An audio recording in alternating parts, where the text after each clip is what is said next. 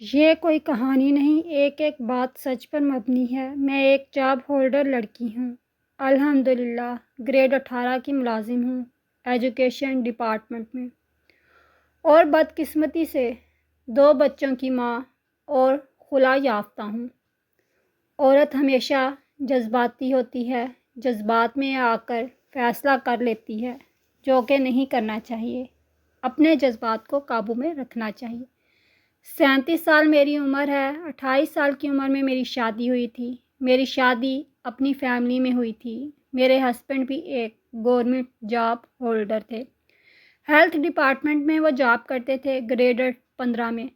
میری پہلی اولاد بیٹا تھا۔ بیٹے کی پیدائش تک ہم جوائنٹ فیملی میں رہے اور اچھا وقت گزرا۔ اب میں ویسے جھوٹ کیوں بولوں کہ جوائنٹ فیملی میں مجھے کوئی مسئلہ تھا یا کبھی ہوا۔ بہت اچھے تھے وہ، مگر مجھے جوائنٹ فیملی میں رہنے کا دل نہیں کرتا تھا۔ میں نے اپنے ہسبینڈ سے کہا ہم اپنا گھر بناتے ہیں اور الگ ہو جاتے ہیں۔ ہم دونوں کی سیلری اتنی تو ہے کہ ہم 1 سال میں اپنا گھر بنا ہی لیں گے، اور گاڑی بیچنی پڑی تو بیچ کر پہلے گھر بناتے ہیں، پھر گاڑی لے لیں گے۔ وہ اس بات پر تیار ہو گئے۔ میرے پاس جو پیسے تھے میں نے پلاٹ لے لیا، اور ایسے ہی ہم نے 1 سال کے اندر دونوں نے مل کر اپنا گھر بنا لیا۔ میری سیلری میرے ہسبینڈ سے زیادہ تھی۔ گھر بن گیا، ہم الگ ہو گئے۔ الگ ہونے کے بعد گھر میں چھوٹے موٹے مسئلے تو ہوتے ہی ہیں، ہر گھر میں ہوتے ہیں، مگر سچ بولوں تو مجھے اپنی نوکری پر بڑا غرور تھا، اور میں اپنی نوکری کو ہی سب کچھ سمجھ بیٹھی تھی، جو کہ میری لائف کی سب سے بڑی بے وقوفی تھی، جو آج مجھے سمجھ آ رہی ہے۔ پھر میری بیٹی کی پیدائش ہوئی، اور یہاں ایک بات یاد رکھنا، عورت کی اصل دشمن ایک عورت ہی ہوتی ہے۔ مرد اتنا نقصان نہیں پہنچاتا جتنی ایک عورت عورت کو پہنچاتی ہے۔ گھر جو ہم نے بنانا تھا اس میں زیادہ پیسے میرے لگے تھے، اور وہی غرور و تکبر۔ گھر میں کوئی بھی بات ہوتی تو میں بات بات پر یہی طعنا دے دیتی کہ گھر میں میرے پیسے زیادہ ہیں، تمہارا کیا ہے۔ بس پھر دیکھتے ہی دیکھتے وہی میری کزن جس کا آنا جانا زیادہ تھا، اس نے مجھے ورگلانا شروع کر دیا کہ ہم اس سے زیادہ سیلری لیتی ہو، وہ کم لیتا ہے۔ ایسے ہی کہانیاں اس نے شروع کر دیں۔ میرے دل میں ان کے لیے نفرت پیدا کرتی رہی۔ اس قدر اس نے زہر گھولا کہ میں اپنے بچوں تک کو بھول گئی۔ یہ بھی بھول گئی کہ میرے تو 2 بچے بھی ہیں۔ لڑائی جھگڑے بڑھتے گئے۔ ہم نے گاڑی لی تھی، اس میں بھی میرے پیسے زیادہ تھے۔ بس قسمتی میری کہ میں نے اپنے خاوند کو ایک دن کہہ دیا کہ یا تو آپ مجھے گاڑی کے پیسے واپس کریں، یا پھر آج کے بعد آپ گاڑی استعمال نہیں کریں گے۔ یہ بات میرے لیے تو معمولی تھی، مگر ان کے لیے تو نہیں ہوئی ہوگی، کیونکہ میرے اندر زہر ہی اتنے گھول دیا گیا تھا۔ انہوں نے گاڑی بیچ دی اور میرے پیسے مجھے دے دیے۔ میرے جو خاوند تھے ان کے بڑے بھائی کینیڈا میں ہوتے ہیں۔ وہ گھر آئے، 3 ماہ رہے، اور واپسی جاتے ہوئے انہوں نے اپنی گاڑی بھائی کو دے دی۔ وہ کافی مہنگی گاڑی تھی، مجھ سے نہ برداشت ہوئی، تو میں نے ایک دن مطالبہ کر دیا کہ گھر میں میرے جو پیسے لگے ہیں مجھے واپس کرو۔ اور یہاں پر ایک اٹل حقیقت وہ یہ کہ سب کچھ میں اس لیے واپس لے رہی تھی کہ میں اپنی اس کزن کی باتوں میں آ کر خلا کا فیصلہ کر چکی تھی۔ اللہ اس کو بھی ہدایت دے، مگر جو ایسے کسی کا گھر برباد کرتا ہے خدا اسے بھی کبھی خوش نہیں رہنے دیتا، خوش وہ بھی آج نہیں۔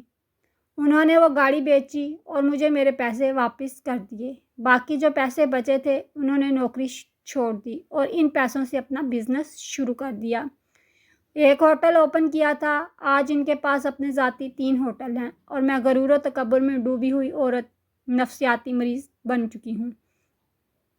جب وہ پیسے مجھے مل گئے میں نے طلاق کا مطالبہ کر دیا۔ انہوں نے اور میرے گھر والوں نے مجھے تب بہت سمجھایا، مگر میری عقل پر پردہ پڑ چکا تھا، نہیں سمجھی، کیونکہ میری جو کزن ہے، اب یہاں اگر مزید سچ لکھوں تو مجھ سے ہونے والی غلطیاں مجھے خود ایک عورت ذات کی توہین لگتی ہیں۔ بہرحال میں اپنی کزن کی باتوں میں آ گئی۔ اس کا جو دیور تھا اس کی پہلی بیوی فوت ہو چکی تھی، اس کی ایک بیٹی ہی تھی، اور وہ آرمی میں مینیجر تھا۔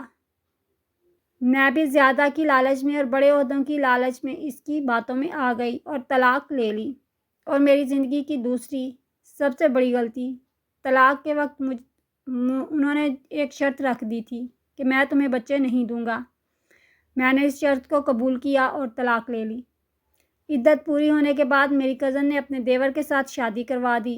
4 ماہ وہاں رہی، نوکری بھی کرتی، پیسے وہ سارے لے لیتے۔ گھر ان کا بہت بڑا تھا مگر کوئی سکون نہیں تھا، ہر وقت ٹارچر ہی کرتے۔ اپنے بچوں کو چھوڑ کر اس کی بچی کو سنبھالتی، صبح سکول جاتی تو بچی کو ساتھ لے کر جاتی۔ ان کے گھر میں بڑی بڑی گاڑیاں، ڈرائیور، سب کچھ تھا مگر میں رکشے پر آتی جاتی۔ اور وہ میری کزن جس کی میں نے ہر بات مانی، وہاں میرے ساتھ اس کا رویہ ایسا ہو گیا تھا جیسے میں کوئی اس کی دشمن ہوں۔ وقت گزرتا گیا، میں جس نوکری کو اپنا سہارا سمجھتی تھی 11 ماہ وہاں رہی۔ اپنی سیلری سے مجھے 10,000 مہینے کا ملتا تھا کہ یہی تمہارا جیب خرچ ہے۔ 11 ماہ کے بعد پتہ چلا کہ اس نے اسلام آباد میں شادی کر رکھی ہے پہلے سے ہی۔ وہاں میں نے بہت نبھانے کی کوشش کی اور یہ طے کر لیا تھا کہ اب کچھ بھی ہو جائے یہاں سے نہیں جانا، مگر وہ بار بار کہتا جاؤ میری طرف سے، تم آزاد ہو، بار بار ٹارچر کرتا کہ کسی طرح میں طلاق کا مطالبہ کروں۔ باپ تو ماں باپ ہوتے ہیں۔ ایک دن ابو نے مجھے کہا کہ کوئی بات نہیں، تم واپس آ جاؤ گھر، وہاں ایسی اذیت بھری زندگی نہ گزارو۔ وہاں سے بھی طلاق ہو گئی، واپس آ گئی اپنی امی ابو کے پاس۔ ابھی 2 ماہ پہلے میرے ابو کی وفات ہو گئی، وہی میرا سہارا تھے۔ بھائی 4، سب شادی شدہ، ان کی اپنی زندگی ہے، اپنے بچے۔ اب میری حالت یہ ہے، سیلری تو میں لیتی ہوں، وہ جاب جس پر مجھے بڑا غرور تھا وہ مجھے کوئی سہارا نظر نہیں آتی۔ پیسے تو آتے ہیں، لگاؤں کہاں؟ آج میں نے یہ تحریر لکھی، بہت دکھی تھی۔ آج امی کے اصرار پر مجھے میرے بچوں سے ملوایا گیا۔ میں نے ان کو گاڑیاں اور کچھ کھلونے لے کر دیے۔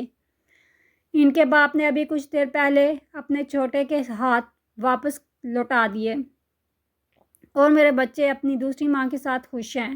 اب میری ایک ہی زندگی کی خواہش ہے جو میں کوشش کر رہی ہوں، اگر مجھے کسی طرح بچے ہی دے دیں تو میں جو دن بدن نفسیاتی مریض بنتی جا رہی ہوں، شاید میں ٹھیک ہو جاؤں، مگر لگتا نہیں کہ مجھے وہ دیں گے۔ میری آپ تمام بہنوں سے گزارش ہے جو جاب ہولڈر ہیں، چاہے وہ پرائیویٹ سیکٹر میں ہیں یا گورنمنٹ، سیلری خاوند سے زیادہ ہے یا کم، کبھی جاب کو اپنا غرور و تکبر مت بنانا۔ پیسہ تو ہے، جاب ہے، مگر پیسہ انسان کا سہارا نہیں بنتا۔ اب پیسوں سے اور نوکریوں سے خوشیاں نہیں خرید سکتے۔ میری چھوٹی بہن ڈاکٹر ہے، گورنمنٹ جاب ہولڈر ہے، اس کے ہسبینڈ ایک پرائیویٹ سیکٹر میں جاب کرتے ہیں۔ میں جب ان دونوں کو سب کچھ مل جل کر بناتے دیکھتی ہوں تو مجھے اپنی زندگی سے اور نفرت ہونا شروع ہو جاتی ہے۔